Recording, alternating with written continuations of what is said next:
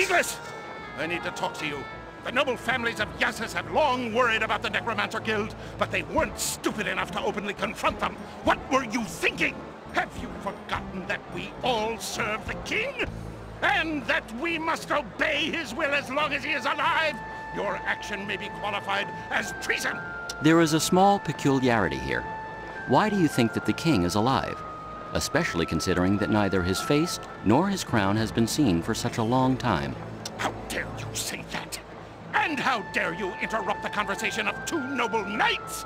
Calm down, Uncle. My friends and I have found and put together the 3 fallen stars. It turned out to be pieces of the crown of Yassis. Now I possess the crown. What? Are you saying that the crown of Yassus was broken and scattered across the Alad? This is outrageous. Who could do that? Better yet, how and why did that happen? The answer to these questions would also explain everything else that's happening on the Alad. But who could know that answer?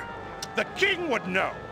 In accordance with the laws of our Alad, representatives of the gentry may annually ask 3 questions to the king, and he must answer.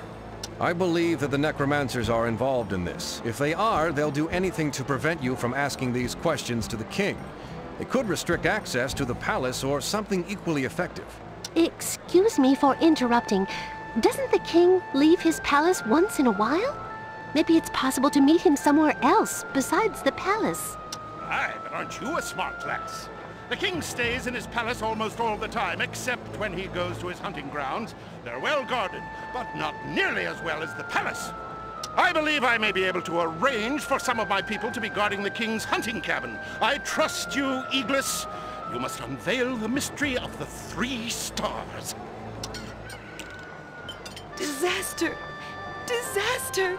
Our poor village! Someone has cursed us! Zombies are everywhere! Even the mage who lives nearby can't do anything about it! Help us, good people! Greetings, heroes of the desert! Oh no, not again. I'm sick of people praising our actions. I have no desire to be a hero. There's nothing you can do about it. People need heroes, and you fit that role quite well. I was going to offer all of you a real heroic task in the desert for a change. Get on with it then. As you know, I studied the customs of the orcs of Yassus, as well as their legends and tales. Among other things, they often mention a certain oracle used by the shamans.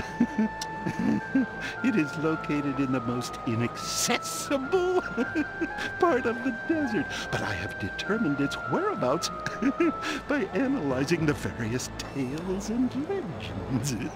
Are you going to take us there? Unfortunately, I would not endure the travel, but the ones who find this place will not only go down in legend, they'll also learn the future itself. Thanks for the story. Do you actually think that we'll be able to use the oracle if we make it there? One of the orcs mentioned someone called the Desert Witch. She apparently knows everything about the desert. It might be just a myth, but I suggest that you seek her first. I already know what happened in the ancient woods. The Druid's trust is a fragile thing, and you have shattered that trust. Be cautious with them now. Have you heard? The King's Herald announced that the Druids from the ancient woods have declared war on everybody!